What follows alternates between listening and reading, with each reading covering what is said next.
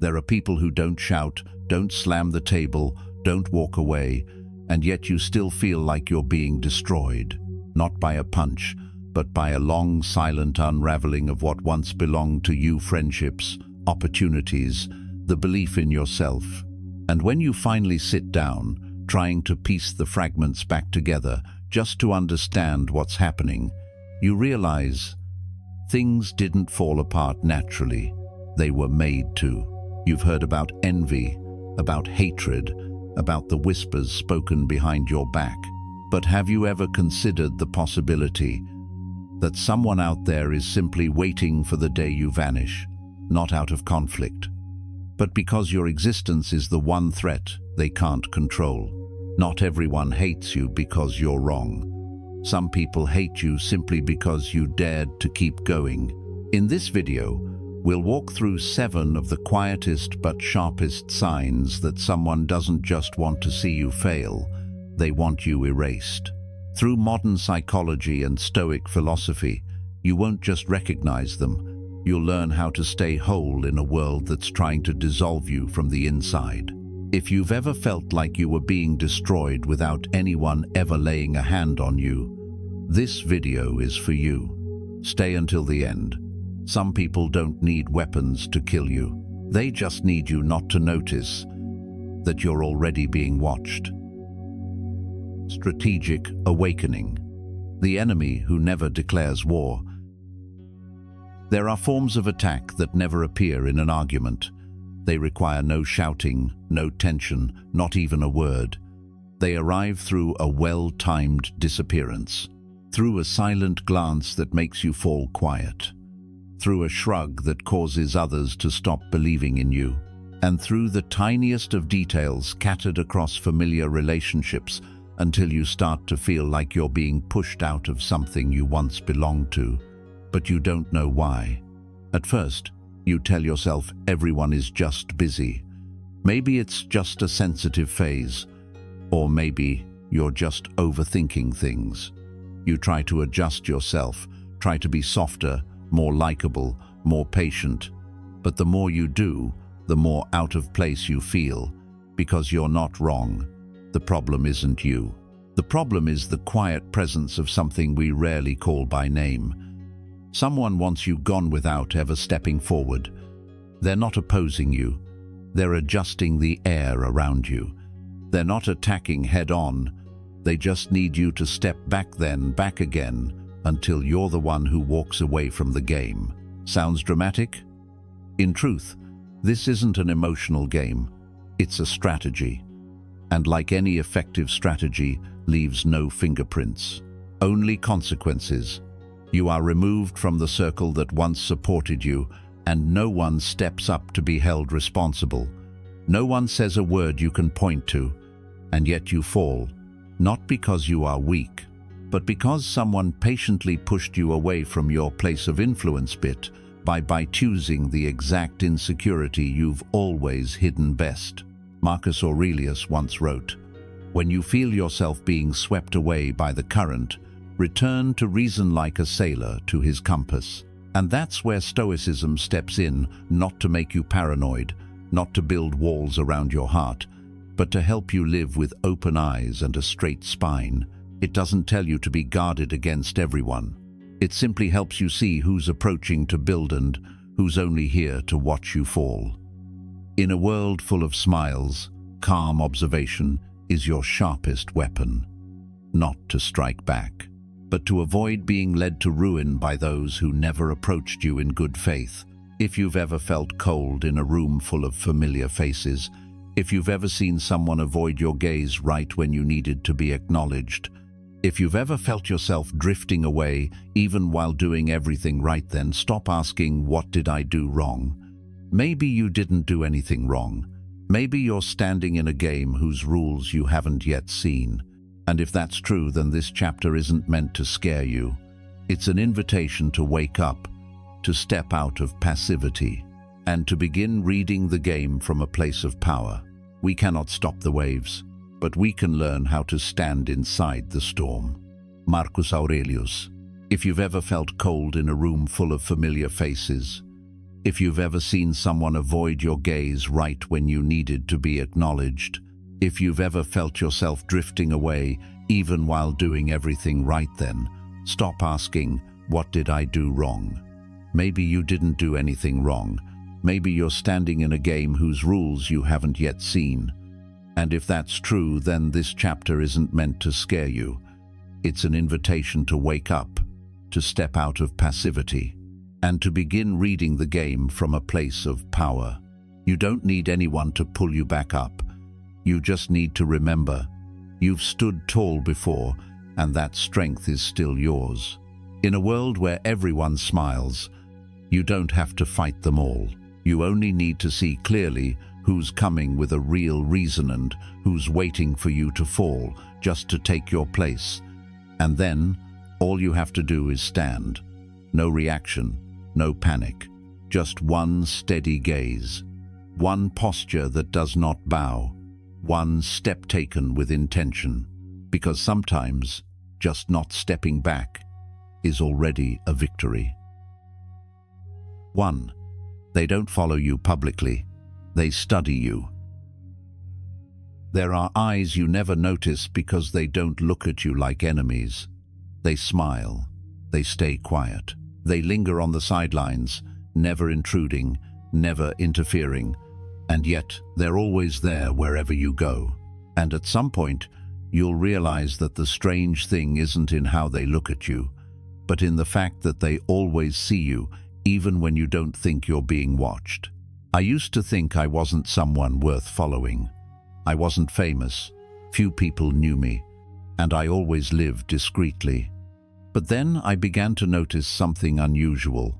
An old friend, not someone I was close to, suddenly started showing up at the places I frequented.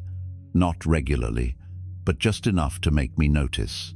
They liked photos I thought were buried deep in old albums. They reacted to a cryptic story I never expected anyone to care about. Then they messaged me, as if they knew me intimately while I barely knew anything about them. I changed cafes, adjusted my schedule, cut back on posting, but every time I thought I was safe, they reappeared, not always in person but through digital traces. A comment dropped the moment I was emotionally vulnerable. A mutual friend suddenly recalling something I had once shared in confidence.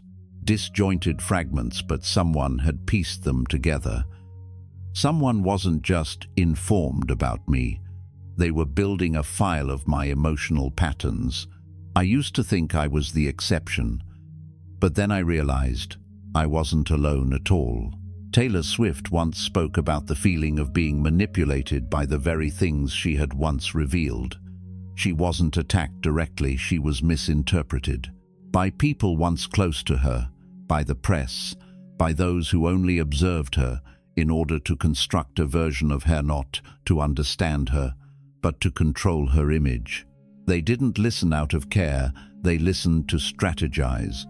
They didn't gather to walk alongside Herbert to know when she was weak and when to strike. She once said, "They used the version I created of myself to build one I could no longer control." The truth is, they're not following you, they're studying you. They don't need to ask. They have social media, mutual friends, pieces of your past that you've forgotten but they remember.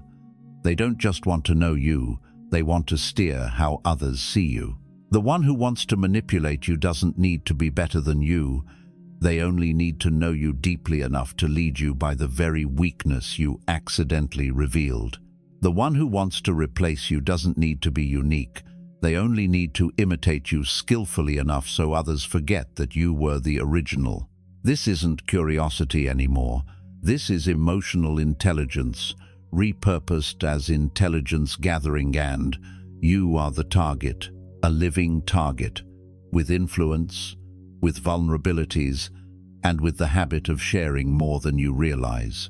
Stoic philosophy doesn't teach us to live in suspicion, but it gives us something rare, the ability to observe the ones who are observing us, know who is watching you, but never let their gaze dictate your path.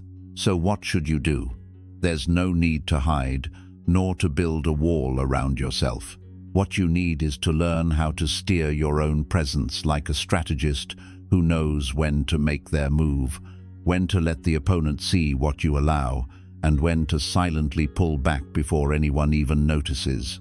Choose a part of your life that no one gets to fully know, a journey you don't narrate, a relationship you don't publicize, a plan you only share once it's strong enough to no longer be redirected. Because in a world where everyone connects to understand you faster, the ability to keep part of yourself unspoken isn't a sign of coldness. It's the clearest sign of self-possession. And if you know someone is collecting you, then let them only collect a version that you have designed. That's not deception, that's control. The one who is truly in charge doesn't have to disappear, they simply don't reveal their real next move on the board. And sometimes, the ambiguity you create becomes the strongest fence to protect the truth from eyes that carry no good intentions. Because maybe you think you're sharing to be understood, but on the other side, someone is watching not to empathize, but to gather. They don't ask, don't advise, don't offer anything in return. They just quietly store and wait for the moment you're at your weakest to step in. So ask yourself calmly, not in panic, not in paranoid suspicion, but with the quiet clarity of someone who is reclaiming control over the stage of their own life. Is there someone who knows too much about you, even though you never told them anything? 2. The friend who came too fast, too deep, too perfectly timed. It's not your enemies who break you.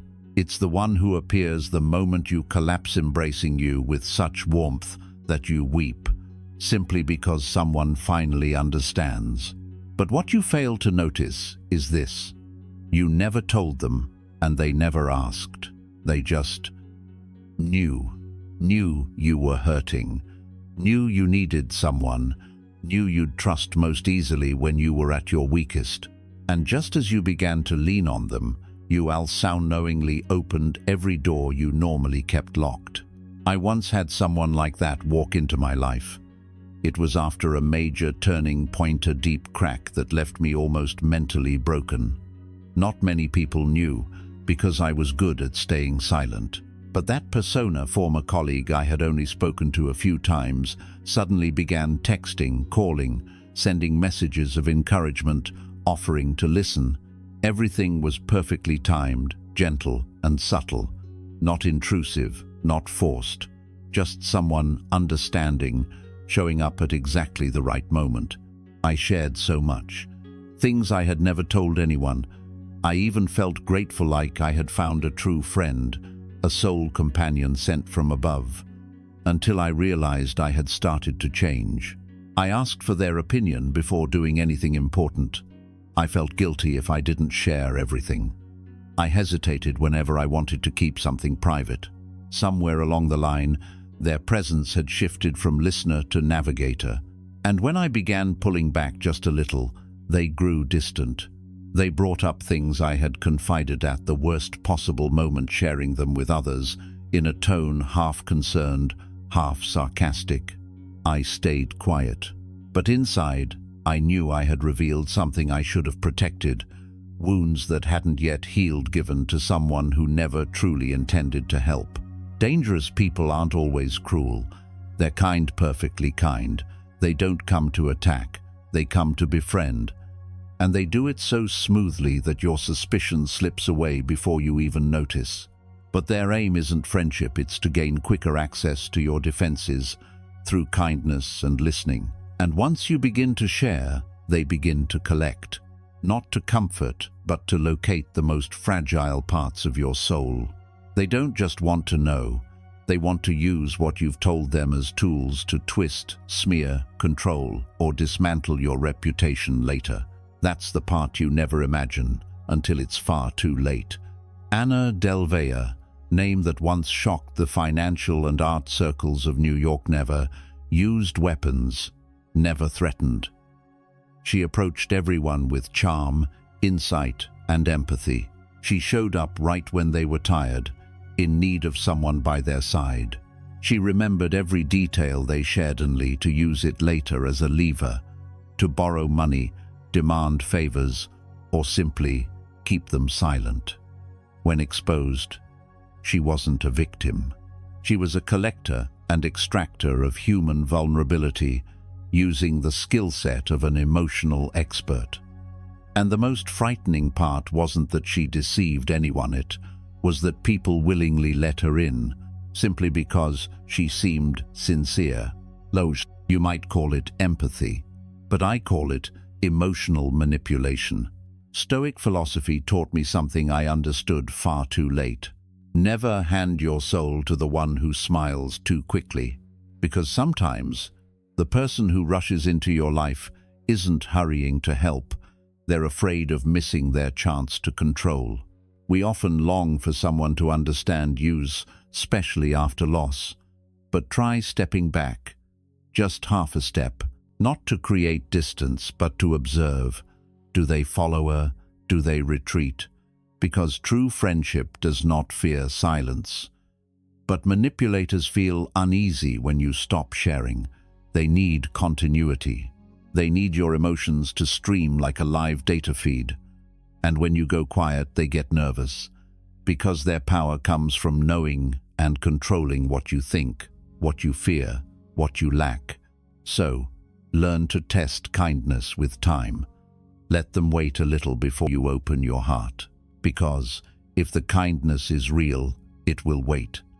But if it's only a tool to access your inner life, it will run out of patience very quickly. Don't be afraid to keep part of your emotions unspoken.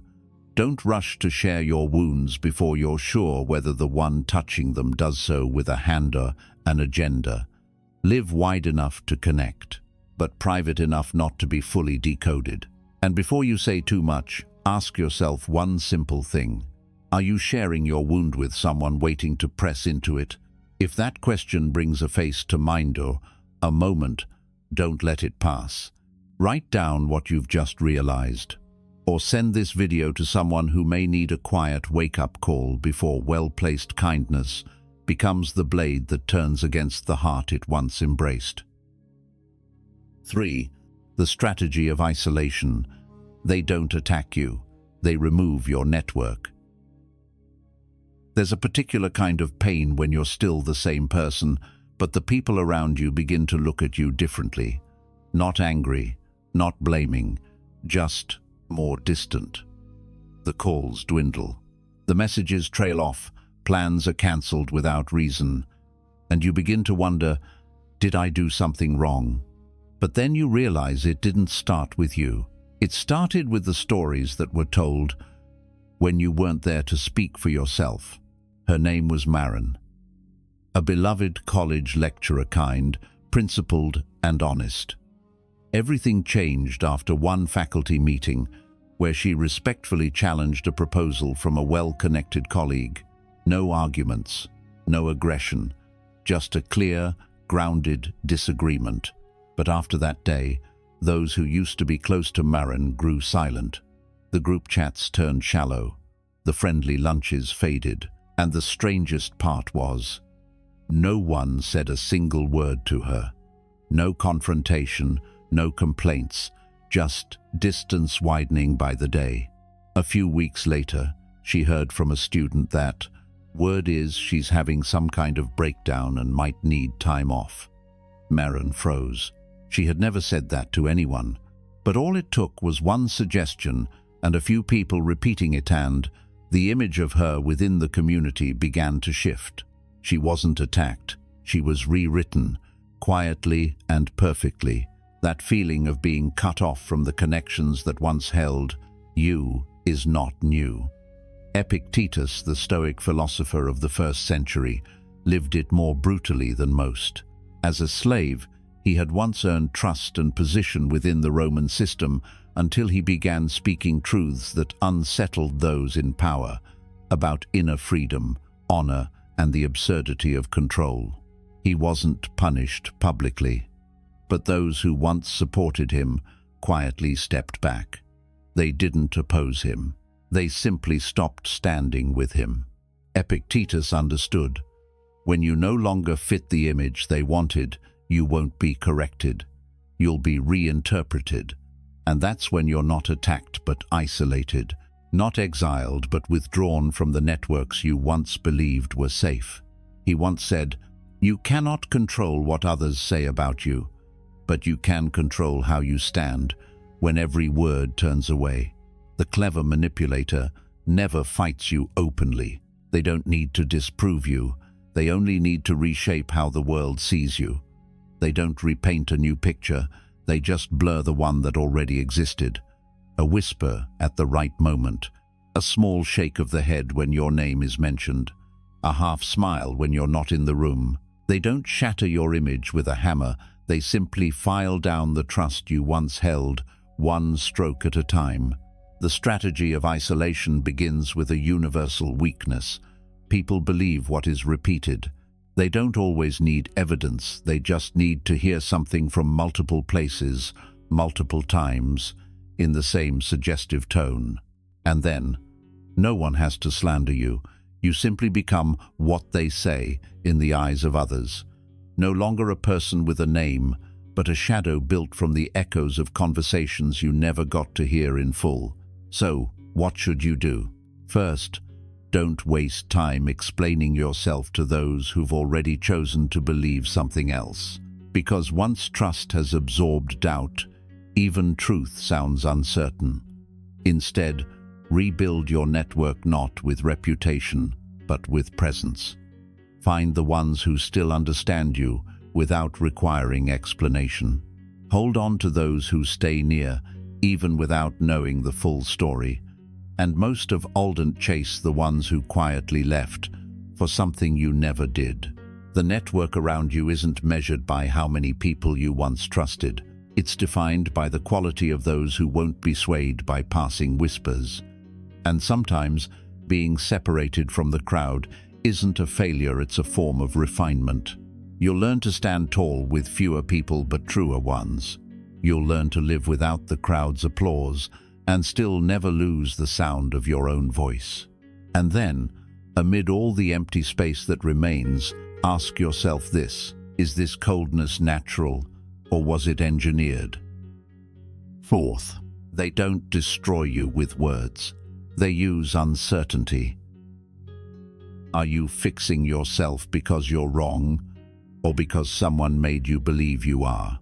There's a kind of destruction that requires no direct criticism, no attacks, no insults, no statements strong enough to resist.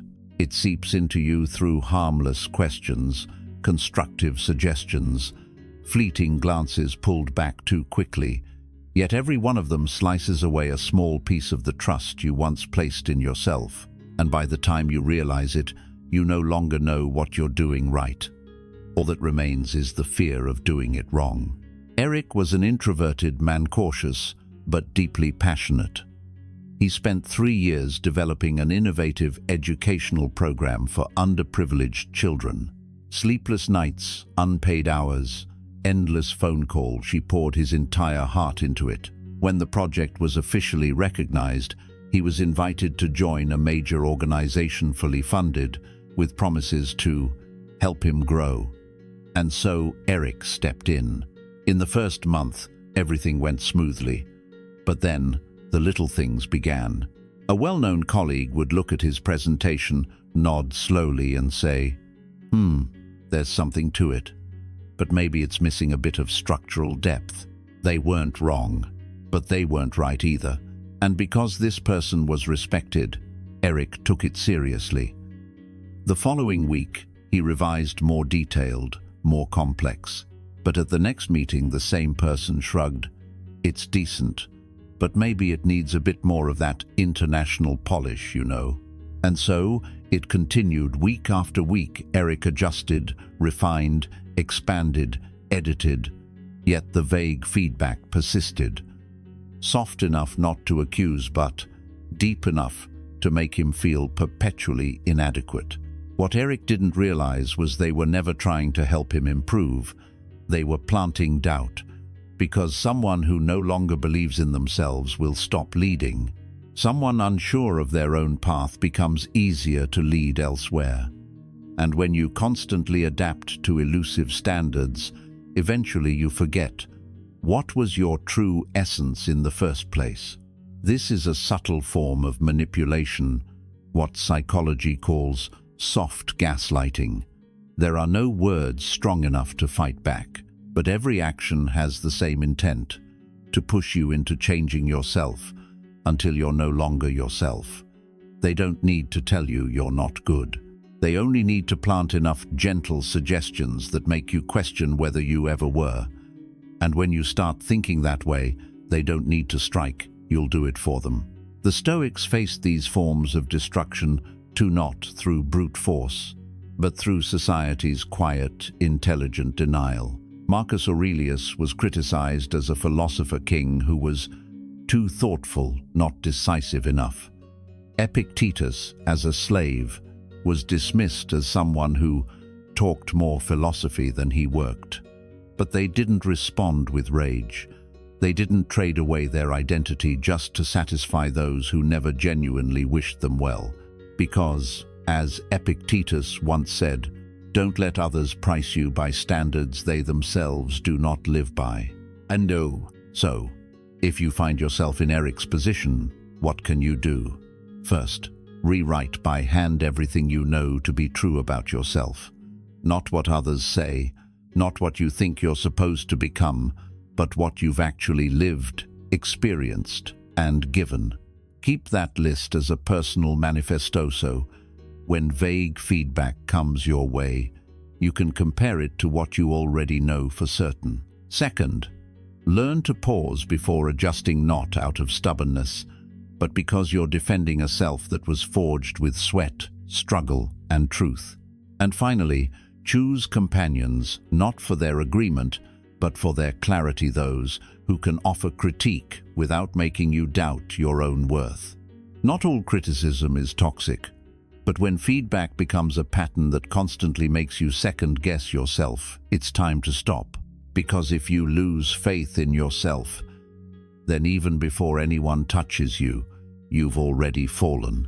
And you must remember one thing: never let someone else turn uncertainty into the ruler by which your identity is measured.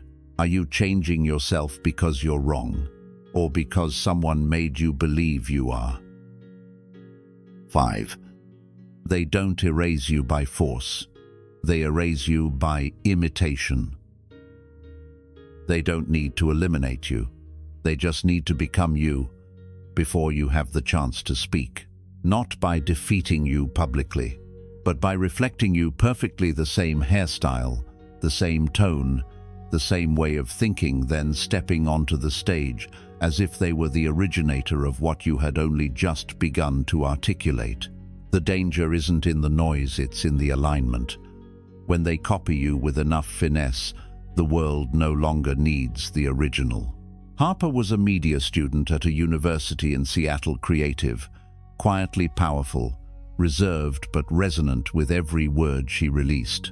She built a TikTok account focused on trauma healing and stoicism aimed at young people drifting through uncertainty. Each video was soft, steady, like a guiding older sister or a quiet friend who knew what pain today's world carried. Not loud, but deeply moving. She didn't care about shares. She just wanted to be real. Until Ava arrived, a classmate who had silently followed Harper's content, never commenting, never sharing. One day, Ava launched her own TikTokising, the same gentle tone, filming from the same corner of her room, writing video captions that felt like they had been lifted straight from Harper's unseen drafts. Views soared. Viral posts exploded, mirroring ideas Harper had written but never released. No one thought she was copying. Ava was charismatic, attractive, and willing to appear more often on camera. To outsiders, Ava looked like the pioneer, and Harper began to look like someone chasing after her own original ideas. Slowly, Harper felt strangled in the very space she once shepherded, as if her essence had been stolen and paraded before she had the chance to name it. This wasn't theft. It was the theft of presence. The imitator doesn't need you to disappear. They just need to step into your place and repeat you across every arena. They grasp your soul like a blueprint. They take your choice of words, your thinking, even the way you hurt, and turn it into something they can replicate and sell as a personal brand. The danger isn't in the destruction, it's in the dilution. They don't bury you with wounds. They use the same light to shine on the same point until you become a ghost, too blurred to see clearly. Stoic philosophy once said, "The authentic soul doesn't need a stage only, the certainty that it cannot be faked." Marcus Aurelius never waited for recognition when he wrote Meditations because he didn't write to be quoted. He wrote to hold on to himself in the middle of life's endless performance. In a world where validation comes faster than understanding, imitators aren't dangerous because they steal your ideas. They're dangerous because they take up space in the minds of others, a space once earned by your pain, your effort, your sincere experience, and then use your exterior to build their own trust, influence, and following. And when people begin to see you through their projection, your identity begins to vanish. So, what do? Not chase after the spotlight, not shout to reclaim ownership of ourselves, but regenerate again and again from the roots. Because if you're truly alive, you cannot be copied. What you live isn't in the format, it's in the depth, in the why, in the inner transformation that no surface can replicate. Harper stopped trying to explain. She deleted the old account not because she lost, but because it had been misdefined. She returned to journaling, rewrote her reason for beginning, wrote for herself like day one. And when she launched a new profile, no one knew her name, no face, no style, just the words and a depth no one could imitate. Because you can't beat someone who studies you. You can only become something they can never impersonate. And the final question I leave you with isn't, who's copying me, but this: have you been standing still for too long? That someone has copied you so completely, they've hidden you from yourself. 6. They disappear when you're celebrated. Not every stab happens in the dark. Sometimes, what makes you bleed is the cold emptiness behind the spotlight. It's the eerie silence from the very people who once stood beside you in the storm, now stepping back just as you begin to step forward into the light. No more texts, no more congratulations, no more glances of support. Just an absence, carefully arranged, like they're politely retreating so they don't have to stand too close to where the light begins to shine. Kaleba, young painter living in Brooklyn once, believed that success would bring people closer. For 5 quiet years, he painted in the corner of a rented apartment, never accepted by any gallery, never once featured in the press. All he ever wanted was for someone to be moved by his work without needing to explain it. But when it finally happened, when a major gallery unexpectedly chose him as their breakout artist, when hundreds showed up at his debut exhibition to witness a raw, untrained talent, Caleb thought he'd crossed into a new chapter. That is, until he looked around and didn't see the ones he believed would be the first to applaud. That's when he realized not everyone can stay with you in the light. Their disappearance wasn't loud, no goodbyes, no conflict, just an unusual quiet after every step forward. And then, a few weeks later, came the whispers that his success was just luck, that his art merely catered to current trends, that behind every breakout talent there must be a trick. Those murmurs didn't attack directly. They hovered just enough to plant doubt in others and in Caleb himself. It's a familiar tactic. When they can't keep you in the dark, they'll try to make you afraid of standing in the light, not through assault, but by withdrawing their once given support and making you question whether you ever truly deserved it. Stoic philosophy saw this long ago. Marcus Aurelius once wrote, "If your light blinds others, that is their problem, not yours." A person living with stoic dignity needs no stage, needs no applause. What they need is to protect the truth of their light from being faked and not to shrink just because others can't bear to see it shine. It took Caleb time to stop reaching out to those who'd withdrawn, but eventually he realized real light doesn't come from the spotlight, it comes from the courage to live authentically, even if that unsettles someone else. Instead of trying to prove himself, he painted more, deeper, not to persuade, but to stay grounded in what he knew he was living for. And he never repeated a single painting because he understood the only way to be irreplaceable is to keep regenerating from the root. Stoicism never taught us to seek approval. It taught us to preserve dignity even in solitude.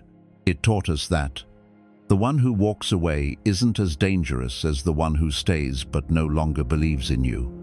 And more importantly, you cannot control how others react to your light. You can only choose not to turn it off.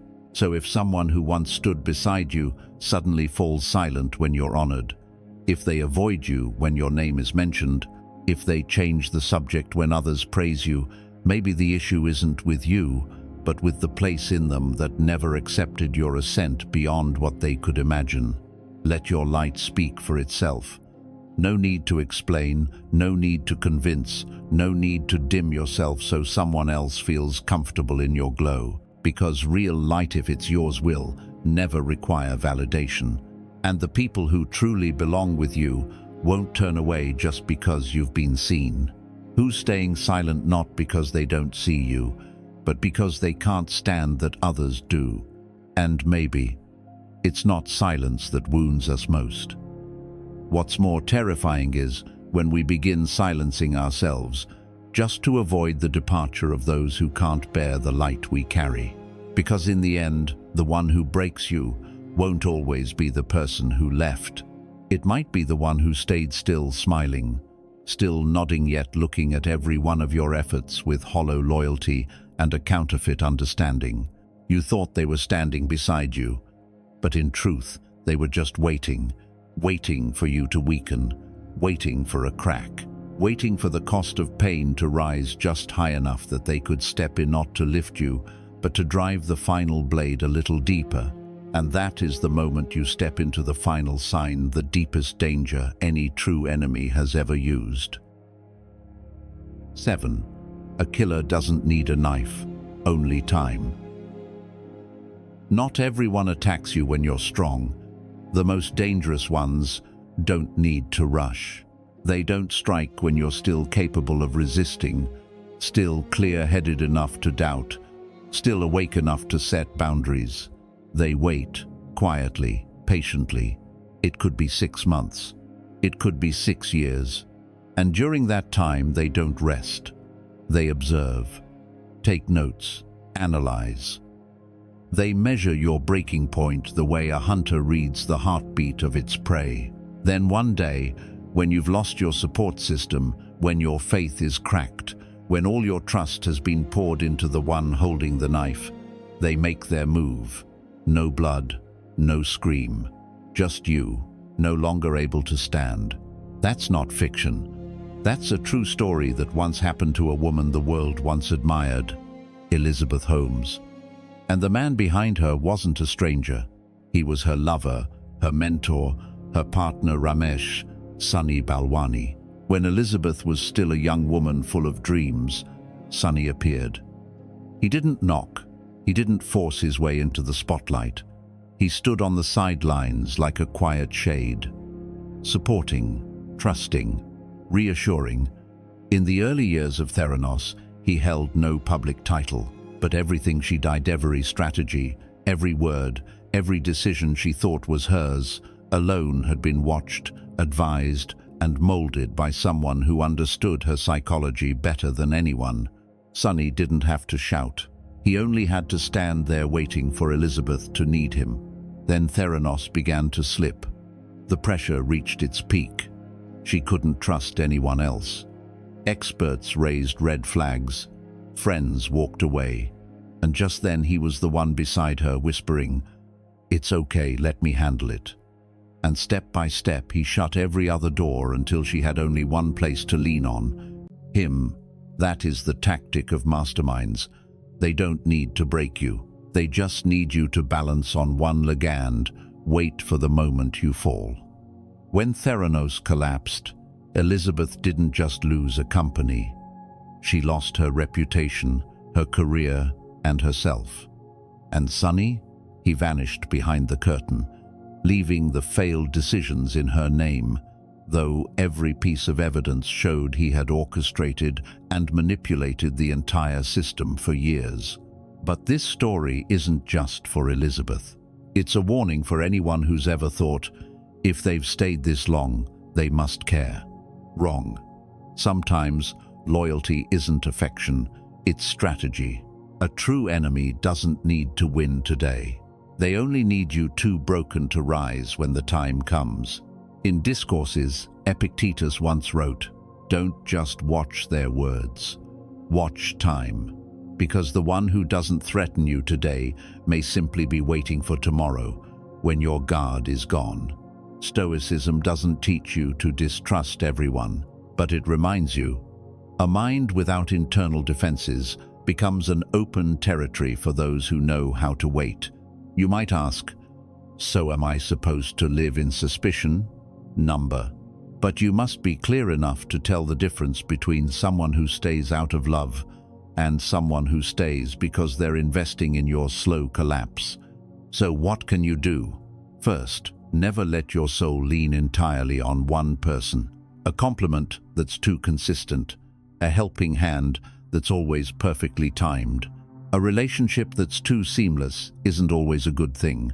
Keep a silence, a thought, a layer of protection known only to you. That's not secrecy. That's how you avoid becoming a hostage inside someone else's castle. Next, build multiple layers of inner defense. If one failure, one insult, one loss can break you, then you've leaned too heavily on a single pillar. And Stoicism teaches, a self-reliant person never ties their fate to just one variable. Finally, keep asking yourself this question. If everything I lean on disappears tomorrow, who will I still be? If that answer scares you, then maybe you're standing exactly where your enemy is waiting for you to slip. Because those who want you gone are never in a rush. They only need one thing: for you to stop walking toward the light and stay in their hands. As a self-eroding version of yourself you no longer recognize. So look around. Who's waiting for you to fall, and who's quietly lighting the path for you to keep going? If someone can wait years for your collapse, then you can spend a lifetime standing tall. Don't run from danger, face it with eyes open and a soul fully awake. Because those who live awake are never destroyed by a single fall.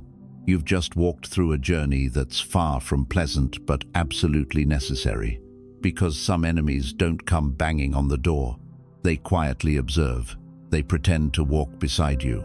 And they wait for the moment you open that door from the inside. No shouting, no weapons. All they need is for you to stop believing in yourself. And that is exactly where Stoic philosophy becomes most clear. You cannot stop the storm outside, but you can absolutely learn how to remain still within it. As Marcus Aurelius once wrote, "You have power over your mind, not outside events. Realize this, and you will find strength." Stoicism doesn't teach you to fight every enemy. It teaches you to look them in the eye without losing who you are. If this video helped you see more clearly what's happening around you, share it. Because someone out there might need it exactly like you once needed a quiet wake-up call. And if you've been living in fear, suffocating under the weight of things no one ever dared to name, leave just one comment below. I'm still here. Because light never disappears. It only waits for you to stop dimming your own.